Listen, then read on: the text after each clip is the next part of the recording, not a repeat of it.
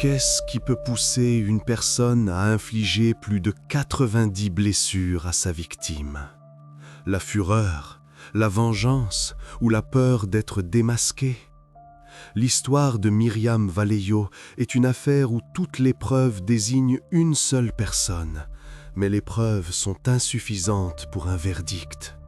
L'enquête dure depuis 6 ans. L'assassin est en liberté.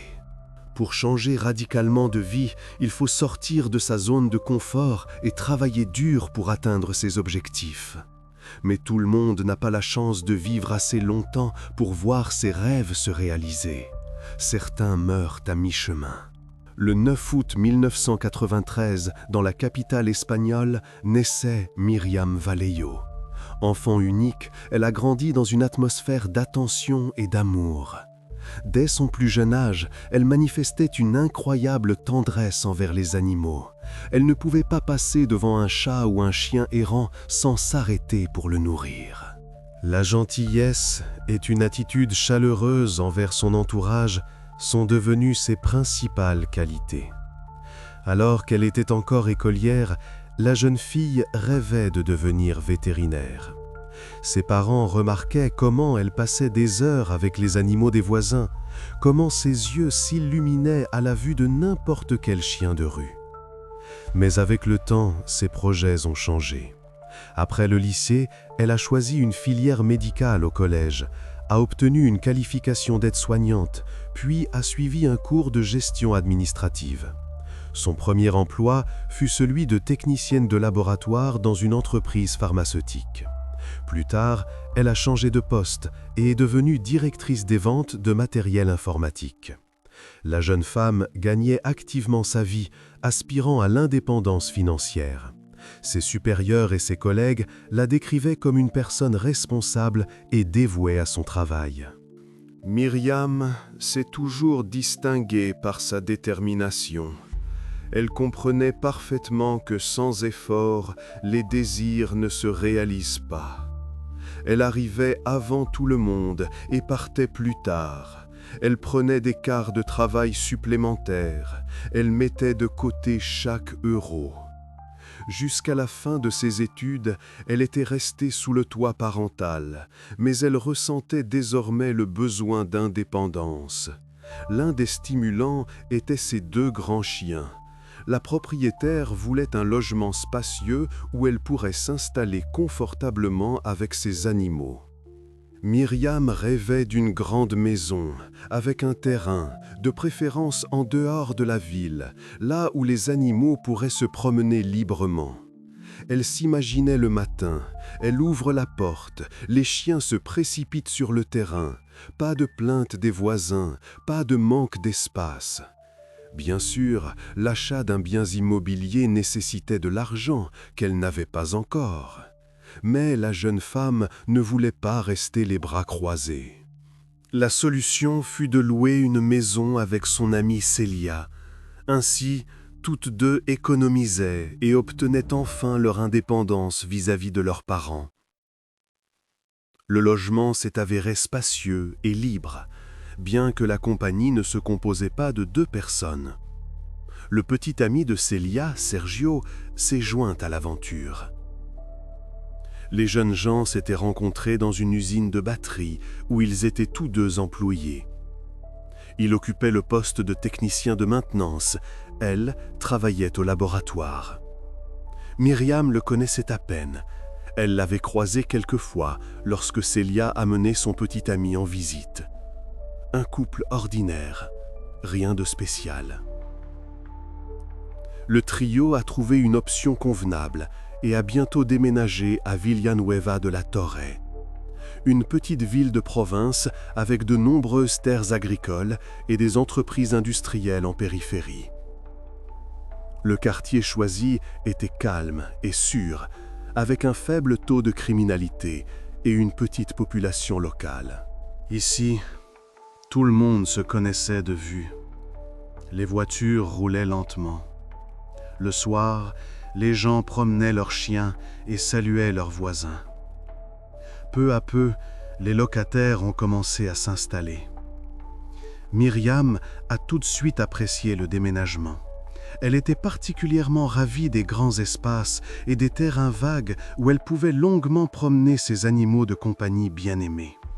Elle sortait le soir avec 4 chiens, les 2 siens et les 2 de Célia, et se promenait en lisière du quartier résidentiel, là où les maisons s'arrêtaient et où commençaient les broussailles. C'est ici même, le 16 janvier 2019, qu'un couple de jeunes voisins se promenait. La soirée était froide et calme. Dans les buissons, loin des sentiers, ils ont découvert une jeune femme couverte de sang. Les témoins ont immédiatement appelé les secours et leur ont demandé de se dépêcher. La victime montrait des signes de vie. Elle respirait, elle bougeait. Malheureusement, lorsque les médecins sont arrivés, il n'y avait plus personne à sauver. Le sang avait cessé de pulser, le corps était froid. La victime a été rapidement identifiée par les habitants rassemblés. Myriam Valéjo, 25 ans, avait emménagé dans la maison quelques mois auparavant et n'avait pas encore eu le temps de faire la connaissance de tout le monde. Mais beaucoup l'avaient vu promener régulièrement ses chiens sur les terrains vagues et l'ont donc reconnue immédiatement. Grande, cheveux bruns, toujours avec un bonnet et une écharpe, toujours avec 4 animaux. La jeune femme est décédée de multiples blessures par arme blanche.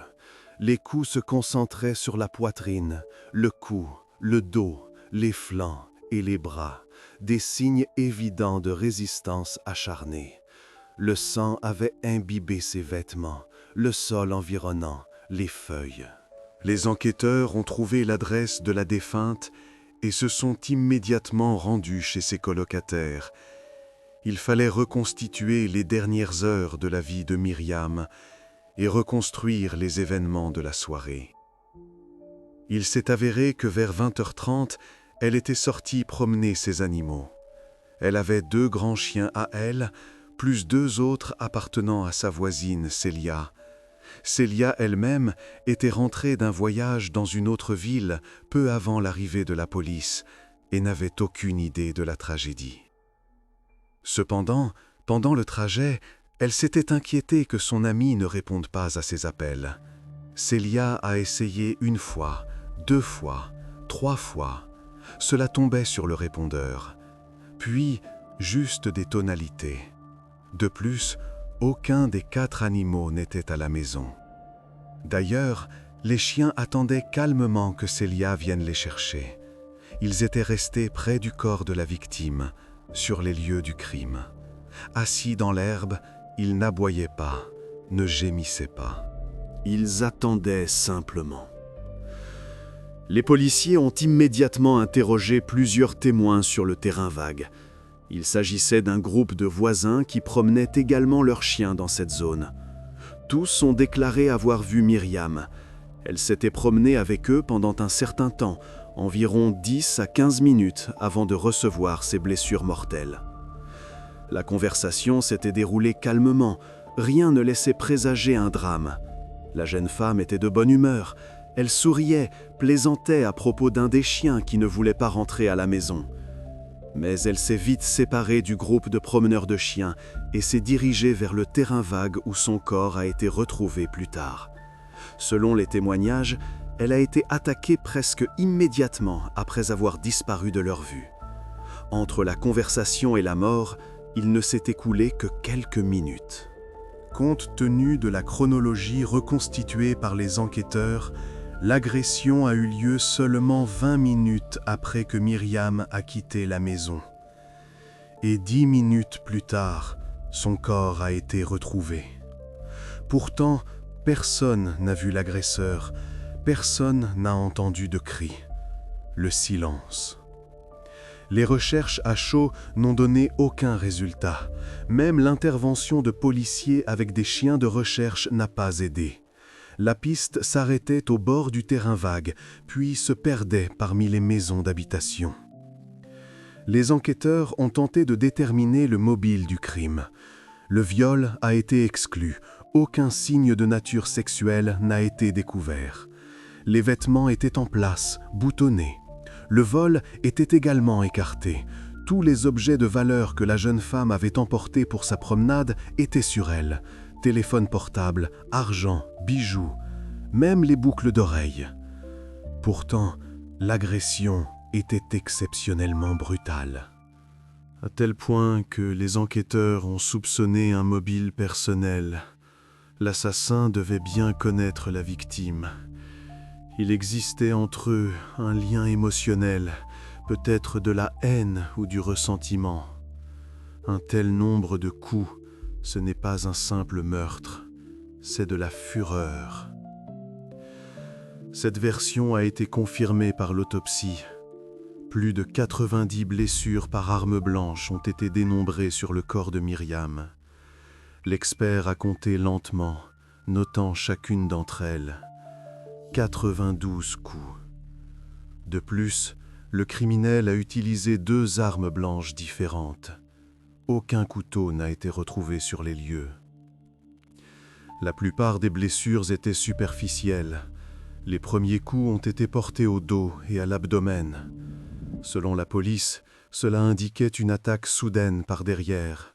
De plus, l'agresseur n'était pas particulièrement fort physiquement. Les blessures n'étaient pas profondes, comme si elles avaient été infligées par une personne incapable de frapper de toutes ses forces. 8 coups de couteau se situaient dans la région des reins. Le médecin légiste a déclaré qu'ils auraient pu provoquer une hémorragie mortelle. Une autre blessure, potentiellement mortelle, a été découverte dans la région de la poitrine. Le criminel a transpercé le cœur de la victime. Ce coup était précis, profond, final. Selon l'estimation des criminalistes, l'agression a duré au moins 10 minutes. Un laps de temps assez long, étant donné que des personnes avec des chiens devaient se trouver à proximité. Ils auraient dû remarquer ou entendre quelque chose. Il semblait étrange que cela ne se soit pas produit. Du moins, aucune des personnes présentes sur les lieux du crime ne pouvait fournir d'informations précieuses. Tous disaient la même chose. Ils n'avaient rien entendu, rien vu. Il était évident que l'agresseur avait également été blessé lors de la lutte. Myriam avait 2 ongles cassés. Ses mains présentaient de nombreuses coupures et ecchymoses. Elle s'était débattue, avait griffé, avait tenté de repousser son agresseur. Le fait le plus étrange pour les enquêteurs était que les 4 grands chiens qui accompagnaient la victime n'avaient en aucune façon réagi au criminel. Ils n'avaient pas aboyé, n'avaient pas tenté de protéger Myriam. Ils étaient simplement restés à côté et avaient regardé. Cela confirmait l'hypothèse que la victime et l'assassin se connaissaient. Les animaux le connaissaient probablement aussi. Cela signifiait que l'agresseur voyait régulièrement la défunte, vivait peut-être à proximité. Il entrait dans la maison, disait bonjour, caressait les chiens. Ensuite, les enquêteurs ont vérifié le téléphone portable de la défunte et ont établi que quelqu'un en avait effacé des informations, probablement après l'agression. L'heure exacte n'a pas pu être déterminée. Les messages ont été effacés, les appels supprimés. Quelqu'un s'était appliqué à effacer les traces. Compte tenu des circonstances, le principal suspect était une femme. Ces suppositions sont nées du fait que la plupart des blessures n'étaient pas profondes. Elles ont probablement été infligées par une personne aux capacités physiques limitées. Le nombre de blessures pouvait avoir une empreinte féminine, être motivé par la jalousie, l'envie ou la vengeance. De plus, les femmes en colère se contrôlent parfois beaucoup moins bien que les hommes. 92 coups, ce n'est pas du calcul, c'est une perte de contrôle. Sur cette base, les enquêteurs ont commencé à analyser l'entourage proche de la victime dans l'espoir de trouver une piste. Peut-être était-elle impliquée dans des triangles amoureux ou avait-elle eu un conflit majeur avec quelqu'un récemment. Comme le groupe de 3 personnes avait déménagé ici récemment, la première suspecte fut son amie Célia. Lorsque les rumeurs d'une femme meurtrière ont commencé à se répandre, elle a reçu beaucoup de négativité. Cela n'a fait qu'intensifier la douleur de la perte de sa meilleure amie.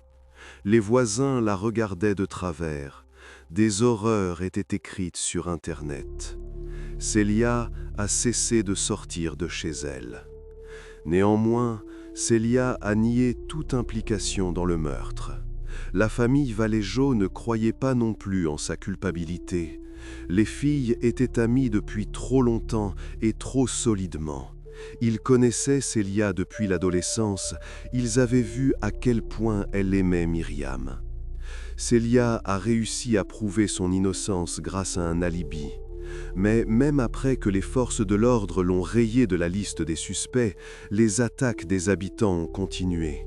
Tout l'Internet concerné s'y est mis, et les rumeurs propagées par les journalistes n'ont fait qu'envenimer le conflit. Célia se plaignait de harcèlement et de menaces en ligne. Quelqu'un lui écrivait en message privé, quelqu'un appelait et restait silencieux. Elle a changé de numéro, mais les menaces la retrouvaient. Pourtant, elle communiquait activement avec les enquêteurs. Elle voulait sincèrement aider l'enquête à attraper le criminel. La jeune femme était convaincue que son amie avait été attaquée par un inconnu. La voisine s'appuyait sur le fait qu'il n'y avait pas de personnalité problématique dans leur entourage proche. Myriam elle-même n'était pas conflictuelle et évitait catégoriquement les personnes agressives, les personnes ayant un casier judiciaire ou issues du monde criminel. Elle essayait d'ailleurs d'éviter tout conflit. Au travail, elle se taisait quand les autres se disputaient. À la maison, elle se retirait dans sa chambre si Sergio et Célia se querellaient. Dans ce contexte, la version d'une agression motivée par le viol est revenue. Les enquêteurs ont supposé que le criminel aurait pu être effrayé et n'aurait donc pas eu le temps de réaliser son projet. Cependant, aucune preuve de ce mobile n'a été trouvée. Les vêtements étaient boutonnés, aucune trace. Plusieurs personnes de l'entourage proche de Myriam ont parlé de son ex-petite amie. Néanmoins, ce jeune homme n'était ni agressif ni colérique. Il a été rapidement rayé de la liste des suspects. Premièrement, leur relation s'était terminée il y a longtemps. De plus, la rupture s'était déroulée sans harcèlement ni signaux alarmants. Ils s'étaient simplement séparés pacifiquement et ne se dérangeaient plus. Parfois, ils se croisaient dans la rue, se saluaient et continuaient leur chemin. Aucun drame. Deuxièmement, le jeune homme vivait à Madrid, non loin de la famille Valero, et a fourni un alibi confirmé qui a levé tous les soupçons à son encontre. Le soir du meurtre, il était au travail, puis dans un bar avec des amis. Des dizaines de témoins, des enregistrements de caméras de surveillance. Ensuite, ils ont commencé à travailler sur la version selon laquelle l'assassin voulait en fait s'en prendre à Célia, mais avait par erreur tué l'autre locataire de la maison, Myriam. Les jeunes femmes se ressemblaient en effet par la couleur de leurs cheveux, leur morphologie et leur taille. Elles promenaient les chiens à tour de rôle. Cette version était indirectement confirmée par le fait que la victime portait des vêtements qui couvraient suffisamment son visage, y compris un bonnet et une écharpe. Il était en effet facile de les confondre, d'autant plus que les deux promenaient périodiquement les chiens l'une de l'autre. Dans le noir, sur un terrain vague, avec 4 animaux, qui pourrait faire la différence ? Cependant, cette version s'est également avérée infondée. La meilleure amie de la victime n'était non plus la cible de personne. Elle n'avait pas d'anciens partenaires problématiques ni d'autres conflits. Célia vivait tranquillement, travaillait, sortait avec Sergio, sans drame. Finalement, les enquêteurs ont interrogé plus d'une centaine de personnes. Mais toutes avaient un alibi confirmé, et ont été progressivement rayées de la liste des suspects. La plupart ont coopéré volontiers avec l'enquête. Elles ont fourni volontairement des échantillons d'ADN pour expertise. Elles ont ouvert leurs portes, répondu aux questions, montré leur téléphone. Un interrogatoire approfondi de l'entourage proche de la victime a également montré l'absence de suspects. Le cercle se resserrait. Ils se sont alors concentrés sur l'étude des 2 personnes les plus proches de Myriam à cette période. Naturellement, il s'agissait de Célia et de son petit ami Sergio avec qui elle vivait. Mais même une nouvelle vérification de Célia a montré que la jeune femme avait un alibi solide. Elle ne pouvait pas être la meurtrière. Le soir de l'agression de Myriam, elle se trouvait à plus de 20 km du lieu du crime.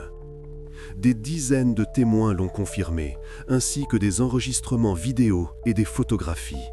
Par précaution, la géolocalisation de son téléphone portable et les images des caméras de surveillance ont été vérifiées. Tout cela n'a fait que confirmer les dires de la voisine de la victime. Célia était dans une autre ville, chez des parents. Elle était assise à table, dînait, riait. Pendant ce temps, son ami se vidait de son sang sur un terrain vague. Célia a été définitivement rayée de la liste des suspects. Mais avec son petit ami Sergio, la situation était différente. Les soupçons à son encontre ont commencé à se confirmer indirectement lorsqu'il a été révélé que, dès leur première rencontre, les relations entre Myriam et Sergio étaient tendues. La jeune femme s'était même plainte à Célia de ne pas se sentir en sécurité à côté de son petit ami. De temps en temps, ils avaient de brèves altercations verbales, mais leur ami parvenait à les calmer tous les deux, leur rappelant qu'ils payaient tous ensemble le loyer de la maison. Célia se mettait entre eux, écartait les bras et disait « N'en faisons rien, nous devons vivre ensemble ici ». Selon Célia, après le déménagement, l'atmosphère s'est tendue pendant un certain temps, mais tout est ensuite revenu à la normale. Elle savait même que Sergio avait aidé Myriam à s'installer dans la maison, à installer l'antenne de télévision et à déplacer des cartons lourds. En apparence, tout s'était arrangé. Elle-même ne croyait absolument pas que son petit ami puisse être impliqué dans l'agression et le meurtre, d'autant plus qu'il s'agissait de près de 100 coups de couteau. C'était son petit ami. Ils dormaient dans le même lit, planifiaient leur avenir. Comment était-ce possible ? Cependant, les enquêteurs n'étaient pas satisfaits de l'alibi fourni par Sergio. Selon lui, entre 20h30 et 21h, il jouait à des jeux vidéo sur sa console PlayStation. Il était assis à la maison, seul, personne à côté. Cependant, ce fait pouvait être vérifié, et les enquêteurs ont donc immédiatement utilisé la console.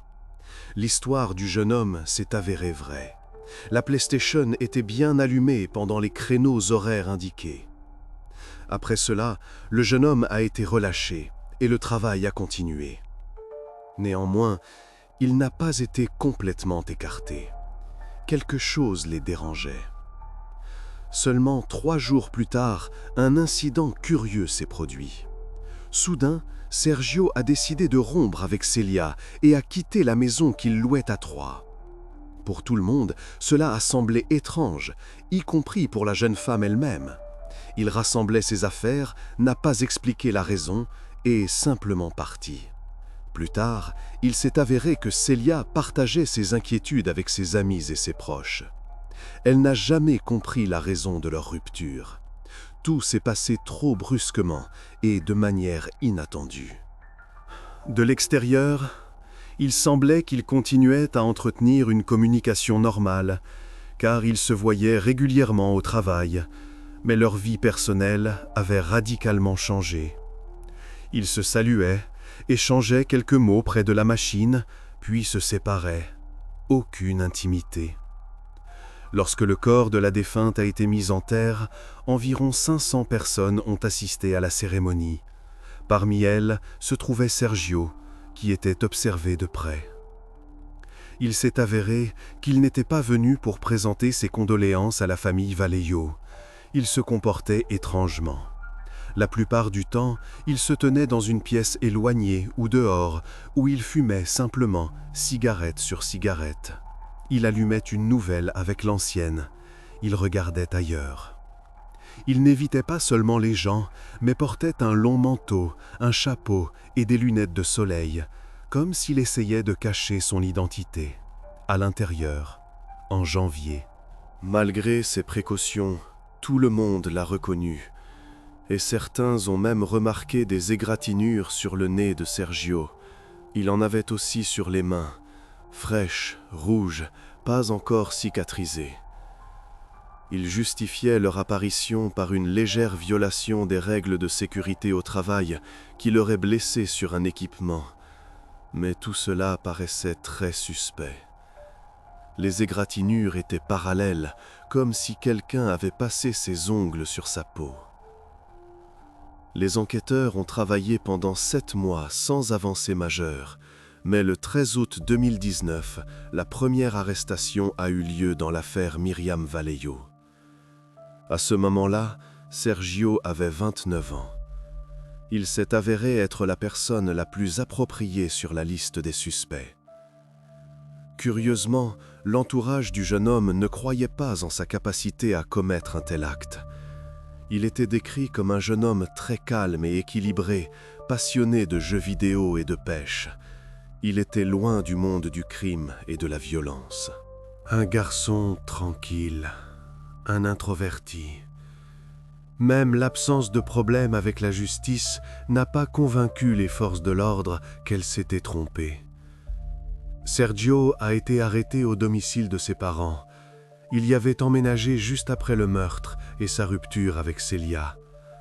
Lors de la perquisition de la chambre où vivait le jeune homme, un ordinateur et d'autres équipements techniques, plusieurs téléphones portables, une voiture et des vêtements ont été saisis. La trouvaille la plus curieuse fut une machette qu'il gardait dans son placard. La lame était longue, lourde, dans un étui. Tout cela devait être vérifié dans le cadre d'une expertise médico-légale. Sergio a continué à nier son implication dans le meurtre, mais les enquêteurs n'avaient aucun doute sur sa culpabilité. Tout concordait. Le mobile, l'opportunité, le comportement après le crime. Les enquêteurs travaillaient sur 2 versions principales. La première supposait un désir d'avoir des relations intimes avec Myriam, qu'elle aurait rejeté, ce qui aurait provoqué l'agression de Sergio. La deuxième option semblait encore plus probable. Elle impliquait que Myriam avait découvert l'infidélité de Sergio et s'apprêtait à le dire à Celia. Le jeune homme ne pouvait pas permettre cela, alors il a attaqué et tué la jeune femme. Plus simple de tuer que de perdre une relation. La raison de la croissance et du renforcement des soupçons à son encontre fut une analyse plus approfondie de la console de jeu du jeune homme. Bien qu'elle ait effectivement été allumée pendant la période qu'il avait indiquée et au moment où la jeune femme est décédée, en réalité, la manette n'a pas été utilisée tout le temps. Personne ne jouait. Le personnage était immobile, ne bougeait pas. On a supposé que l'assassin avait délibérément laissé la console allumée pour se forger un alibi et qu'il avait en fait profité de ce laps de temps pour se débarrasser de sa voisine. Il a allumé la console, est sorti de la maison, est revenu, l'éteinte. Simple. Lors de l'expertise médico-légale, des traces d'ADN correspondant au profil de Sergio ont été découvertes sur les vêtements que portait la victime. Les enquêteurs étaient convaincus que ces traces avaient été laissées au moment où il avait attaqué la jeune femme par derrière. Probablement, d'une main il la tenait par le cou et de l'autre il portait des coups avant qu'elle ne parvienne à se libérer et à résister. Myriam s'est battue, elle a griffé, elle a crié peut-être, mais personne n'a entendu. Naturellement, l'avocat de Sergio a affirmé qu'il s'agissait d'un transfert accidentel d'échantillons d'ADN. Comme tout le groupe vivait ensemble, ils se touchaient périodiquement, utilisaient les mêmes objets, lavaient leurs vêtements et touchaient les vêtements les uns des autres. L'ADN du jeune homme aurait pu facilement se retrouver sur n'importe quel vêtement de la victime. Ils vivaient sous le même toit, c'est naturel. Cependant, des mégots de cigarettes avec des échantillons d'ADN de Sergio ont été trouvés près du corps de la jeune femme, ce qui semblait être une preuve assez convaincante. 4 mégots, tous récents, tous à lui. Mais même ces preuves, l'avocat a tenté de les contester, affirmant qu'il s'y trouvait depuis les jours précédents, lorsque Sergio promenait les chiens et fumait. Peut-être avant-hier, peut-être il y a une semaine, qui sait?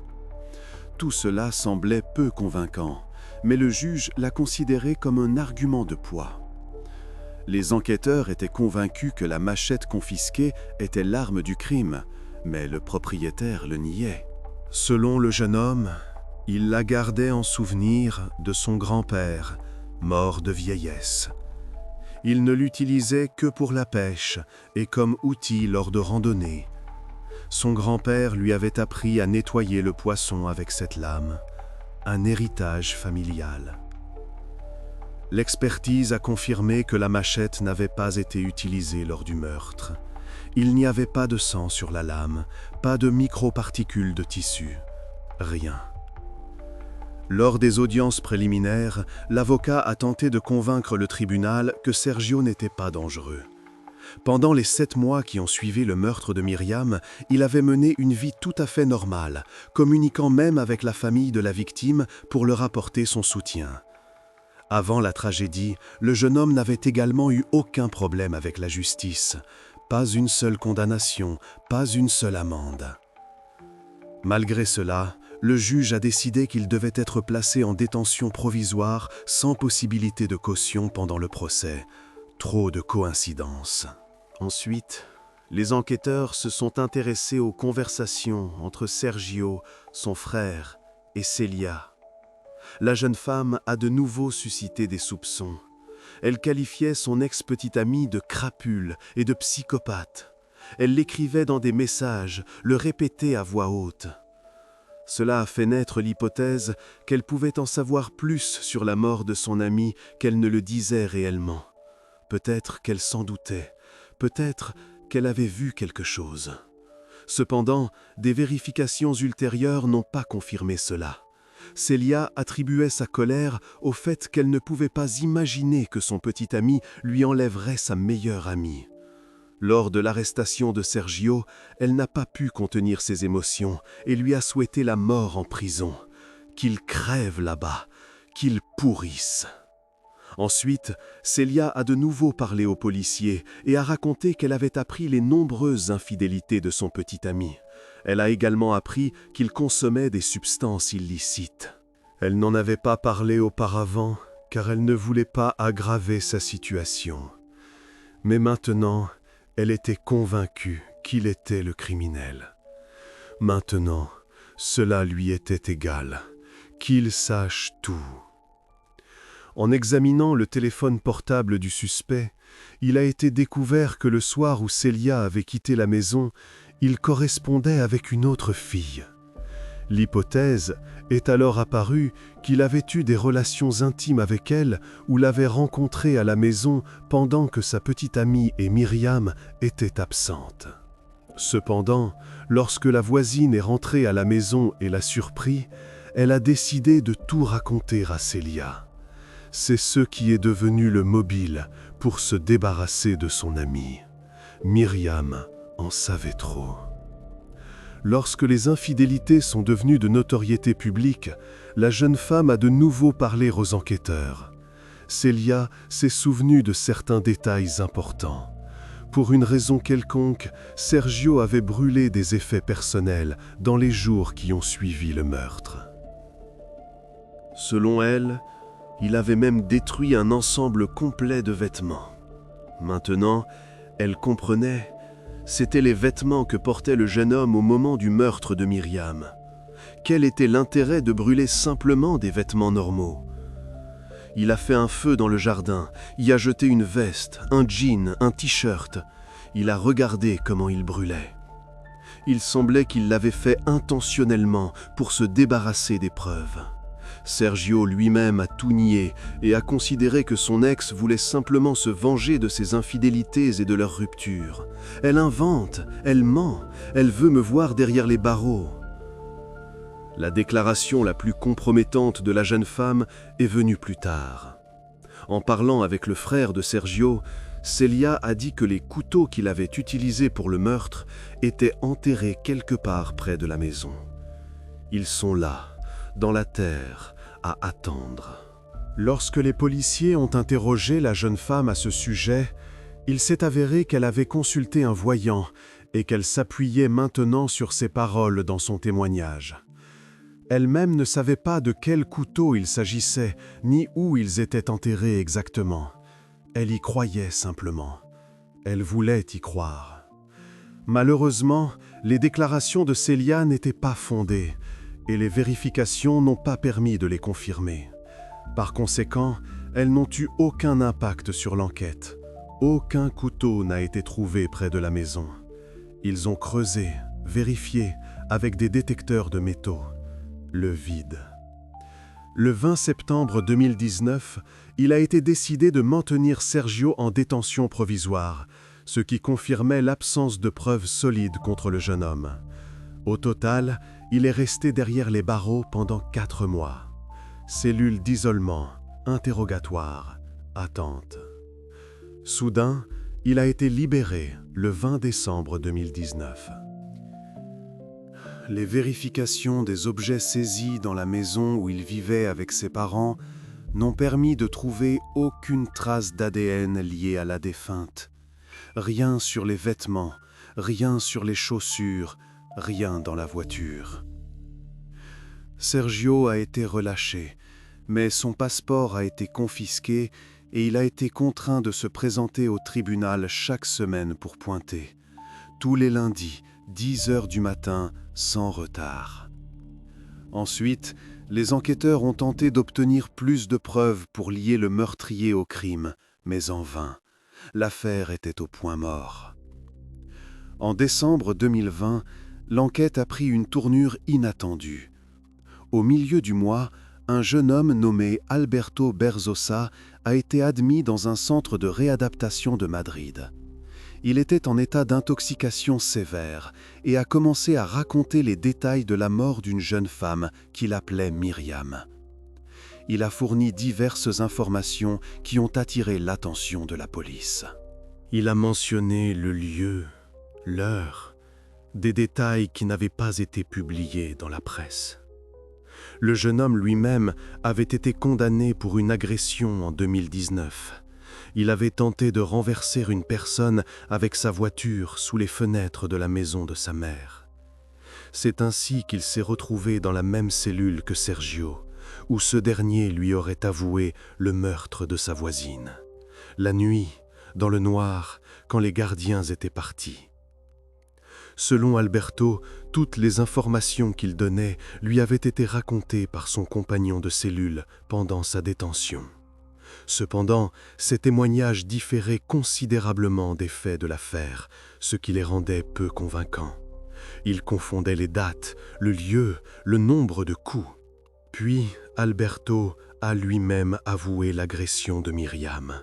« C'est moi, je l'ai tuée, pardonnez-moi. » Finalement, les vérifications ont montré qu'Alberto n'était pas impliqué et que ces histoires n'avaient pas de valeur particulière pour l'enquête. Ces échantillons d'ADN n'ont pas été trouvés sur le corps de la victime, ni sur les lieux du crime, et l'homme avait également un alibi confirmé. Il était dans une autre ville, hospitalisé après une overdose.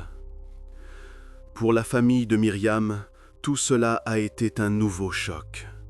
Ils continuaient à espérer que justice soit rendue à leur fille.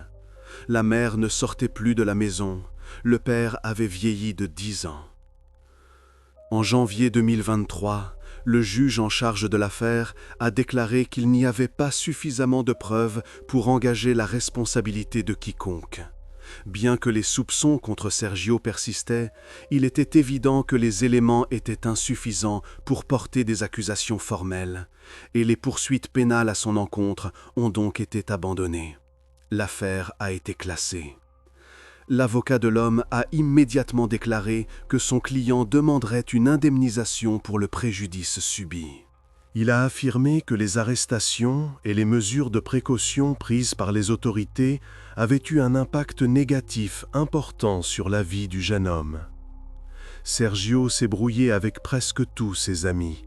Sa réputation a été irrémédiablement endommagée.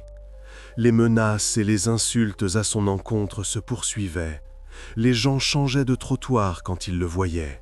Le coup le plus dur pour lui a été la mort de son père. L'homme souffrait d'un cancer, mais gérait la maladie jusqu'à ce qu'une aggravation survienne, à laquelle il n'a pas survécu. Son fils estimait que cela était directement lié au stress de l'arrestation de Sergio. Son père n'a pas supporté la honte, n'a pas supporté les rumeurs. De plus, le jeune homme exigeait la restitution de tous les biens qui avaient été confisqués à la maison, y compris la machette, la voiture et les vêtements. Selon l'avocat, son client avait l'intention de réclamer une indemnisation pour préjudice moral d'au moins 300 000 €. Pour la douleur, pour l'humiliation, pour le temps perdu. Ensuite, la famille Valero a subi un nouveau coup dur lorsqu'on leur a annoncé le classement de l'affaire. C'est alors qu'ils ont commencé à se plaindre et à tenter de relancer les rouages de la justice. Ils ont écrit des pétitions, se sont adressés aux médias, ont engagé des détectives privés. Bien que l'affaire ait été simplement classée, la famille de la défunte a continué à faire pression sur les forces de l'ordre. En juillet 2025, il a été décidé de reprendre l'enquête. La raison en était l'apparition d'un nouveau témoin, selon lequel plus d'une personne aurait pu participer à l'agression de Myriam. Le témoin, dont le nom n'a pas été divulgué, a déclaré avoir entendu des voix dans le silence du côté où le corps a été retrouvé plus tard. Une voix d'homme, peut-être deux. Ils criaient, se disputaient, puis se sont tus. Cela pourrait expliquer pourquoi deux types d'armes blanches ont été utilisées et pourquoi la victime a subi des blessures si différentes et si nombreuses en si peu de temps. L'un frappait à droite, l'autre à gauche. L'un tenait, l'autre coupait. Après cela, une reconstitution a été effectuée pour rétablir la chronologie des événements. Elle a montré que deux agresseurs correspondaient tout à fait aux circonstances du meurtre, confirmées par les preuves. Cela a permis de prendre une nouvelle direction pour l'enquête. Le fait est que si le meurtrier n'était pas Sergio, sa capture exigeait une approche entièrement nouvelle. Il fallait tout recommencer depuis le début. Enfin, la famille de Myriam a retrouvé un nouvel espoir. Cependant, à ce jour, l'affaire n'est pas résolue. Le travail se poursuit. L'enquête n'est pas encore terminée, mais le procureur affirme que le ou les meurtriers ne pourront en aucun cas échapper à la peine méritée. Nous les trouverons, tôt ou tard. Beaucoup pensent que Sergio est derrière le meurtre de Myriam. En effet, une partie des preuves le désigne directement. Sur les lieux du crime, sur les vêtements de la défunte, on a retrouvé ces échantillons d'ADN. Le jeune homme avait un mobile pour se débarrasser de sa voisine, qui avait découvert son infidélité. Ils avaient des relations tendues. Des égratignures ont été vues sur son visage et son corps. De plus, le jeune homme n'a pas d'alibi. Il a menti à ce sujet, ce qui mine déjà la confiance en ses paroles.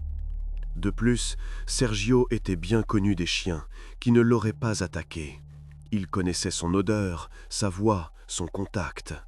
Il savait que sa voisine était partie en promenade et pouvait s'approcher discrètement de Myriam ou, sans témoin, il l'a attaquée, puis a brûlé ses vêtements comme Célia l'a raconté plus tard. Il est rentré chez lui, a allumé la PlayStation, a fait comme si de rien n'était. Néanmoins, il n'est actuellement pas considéré comme un suspect. Il est libre. Il marche dans les mêmes rues où Myriam se promenait.